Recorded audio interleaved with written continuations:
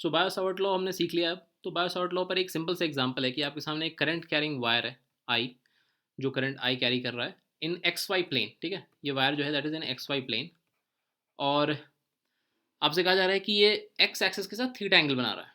ठीक है, हमें पता करना है कि what is the magnetic field T B at P कितना होगा because of a current carrying element IDL जो कि ऑलमोस्ट ऑरिजिन पर लिया गया है। तो ऑरिजिन पर एक छोटा सा एलिमेंट लिया गया है आईडीएल। इस छोटे से एलिमेंट आईडीएल की वजह से मैग्नेटिक फील्ड कितनी होगी। तो यहाँ पर सिंपली क्या करना है, हमें बायो सावर्ट लॉ ही तो लगाना है। तो डीबी हमने क्या सीखा, क्या होता है, डीबी होगा mu nought upon 4 pi IDL cross R cap by R square. Okay, अब यहाँ पर डायरेक्शन हम कैसे लेंगे, जब हम डायरेक्शन लेंगे तो आपको क्या दिख रहा है, ये होना चाहिए म्यू नॉट अपॉन 4 पाई। तो आईडीएल, तो करंट के डायरेक्शन के अलॉन्ग ये डीएल एलिमेंट जा रहा है। आर यहाँ पर पोजिशन वेक्टर कैसे ले जाएगा, ऐसा ले जाएगा, ऐसा स्टार्टिंग फ्रॉम ऑरिजिन जहाँ पर डीएल एलिमेंट है भी। तो आईडीएल और आर के बीच में एंगल क्या है, आईडीएल और आर के बीच में एंगल थीटा है।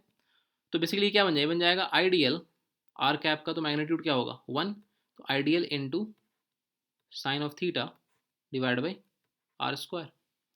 तो ये आपको मैग्नेटिक फील्ड का मैग्नीट्यूड हो गया। तो मैग्नीट्यूड ऑफ मैग्नेटिक फील्ड आपको सिंपली ये मिल गया इस एक्सप्रेशन से। अब अगर हमें मैग्नेटिक फील्ड का डायरेक्शन भी देखना है तो मैग्नेटिक फील्ड का डायरेक्शन कैसा होना चाहिए, मैग्नेटिक फील्ड का डायरेक्शन बेसिकली होना चाहिए परपेंडिकुलर टू द प्लेन। तो एक्स वाई प्लेन में ये दोनों है, करंट भी है और ये पोजीशन वेक्टर भी एक्स वाई प्लेन में। तो हमने right hand thumb rule apply किया है, वो हम जानते हैं क्या होता है।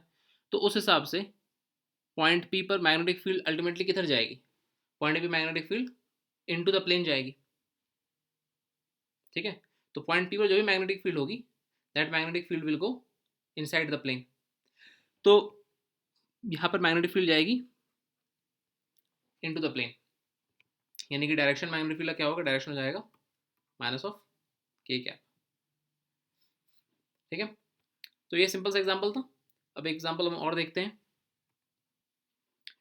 तो इस सवाल में आपको एक वायर दिया हुआ है जो कहा जा रहा है कि that has been placed along north south direction and it carries a current of 10 ampere from south to north. तो आपको दिख रहा है कि अगर साउथ नीचे नॉर्थ ऊपर, तो इस डायरेक्शन में साउथ टू नॉर्थ ये करंट कैरी कर रहा है। हमें पता करना है magnetic field find B due to 1 centimetre piece of wire. तो 1 सेंटीमीटर पीस ऑफ वायर का मतलब क्या हुआ, यानी कि आपसे कहा जा रहा है कि जो करंट एलिमेंट आपको पिक करना है उसका लेंथ आपको 1 सेंटीमीटर पिक करना है और at a point 200 centimetre north east from the piece. यानी कि जो भी हम पॉइंट पिक करेंगे वहाँ से 200 सेंटीमीटर की दूरी पर होना चाहिए north east from the piece. तो देखिए मैंने पहले ही फिगर ड्रॉ करके रखा हुआ है।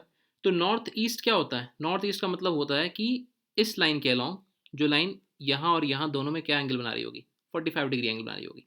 तो बेसिकली पी एक पॉइंट है जो कि नॉर्थ नॉर्थ हो चुकी ये डायरेक्शन होगा, और ईस्ट ऑब्वियसली ये डायरेक्शन होगा जो कि आपको एक फ्रेम दिया हुआ है उसके हिसाब से। तो ये एंगल 45 डिग्री बनाएगा। तो 45 डिग्री के ऊपर आपको मैग्नेटिक फील्ड निकालनी है। तो मैग्नेटिक फील्ड का हमने एक्सप्रेशन अब तक कई दफ़ा देख लिया। तो डी बी क्या हो जाएगा हमारे पास, डी बी हो जाएगा म्यू नॉट अपॉन 4 पाई। करंट हमारे पास है 10 एम्पियर, तो करंट 10 डी एल, और यहाँ पर क्या करना है, यहाँ पर भी अगेन क्या होगा D L sine theta divide by R square. तो मैग्नीट्यूड तो हमें सिंपली यहाँ से मिल जाएगा।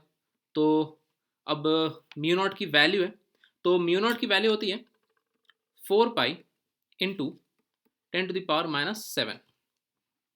ठीक है, तो डिवाइड बाई 4 पाई पुट करेंगे। तो फिलहाल के लिए आप इसको याद ही रख सकते हैं।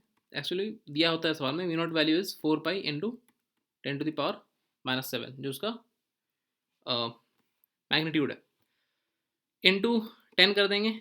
इंटू डी एल की जगह में क्या लेना चाहिए, डी एल की जगह में लेना चाहिए 1 सेंटीमीटर। 1 सेंटीमीटर का मतलब क्या होता है, उसका मतलब होता है 1/100, क्योंकि सब कुछ एसआई यूनिट में रखना है। इंटू साइन थीटा, थीटा क्या लिया जाएगा यहाँ पर। आई होप आपको ये डी एल साइन थीटा पता हो कि कहाँ से आ रहा है। इस फॉर्मूले में जस्ट क्रॉस प्रोडक्ट करोगे तो D L into sine theta आएगा, और आर कैप का वैल्यू क्या होता है, वो तो 1 होता है, तो उसको पुट की जरूरत नहीं है। तो यहाँ पर sine theta sine 45 degree, sine 45 degree मतलब होता है 1/√2, और नीचे डिनोमिनेटर में 200 सेंटीमीटर। 200 सेंटीमीटर मतलब क्या हुआ 2 मीटर। तो नीचे तो कुछ खास है नहीं, जस्ट 2 मीटर, यानी कि 2 स्क्वायर कर देना है। तो जब आप इस वैल्यू को फाइनली मल्टीप्लाई कर दोगे तो आपको जो लास्ट रिजल्ट आएगा वो आपको आएगा 1.8 इंटू 10⁻⁻9 टेस्ला। मैग्नेटिक फील्ड में सीखा उसका ऐसा यूनिट टेस्ला होता है। So this is the magnitude of the magnetic field at point P। ठीक है, अब अगर यहाँ पर हमको डायरेक्शन देखना है कि मैग्नेटिक फील्ड का डायरेक्शन क्या होगा, तो डायरेक्शन क्या होना चाहिए? डायरेक्शन आप देख लो, सोचो कि डायरेक्शन क्या होगा। अगर इस प्लेन की हम बात करें तो इस प्लेन में ये क्या डायरेक्शन जाना चाहिए? ये इस प्लेन में हमारा करंट एलिमेंट है और इस प्लेन में हमारे पास आपका मैग्नेटिक फील्ड पोजीशन वेक्टर है। तो ऐसी बात है, डायरेक्शन ऑफ मैग्नेटिक फील्ड क्या होगा, वो इसके परपेंडिकुलर ही होगा। ठीक है, तो direction of B will be basically what, it will be basically this. तो डायरेक्शन उसको ऐसे ही शो होता है डीएल क्रॉस आर से। फाइन, तो फिलहाल इस सवाल में हमको जस्ट मैग्नीट्यूड ही निकालना था, तो हमारा सवाल ये सॉल्व हो गया। अब नेक्स्ट ये एक दो एग्जांपल जस्ट हमने किए बायोसावर्ट लॉ के ऊपर। अब जो इसका मेन एप्लीकेशन है वो हम नेक्स्ट लेक्चर से स्टार्ट करेंगे, जहां पर हम देखेंगे magnetic field due to a current in a straight wire. Okay, till then bye bye, take care.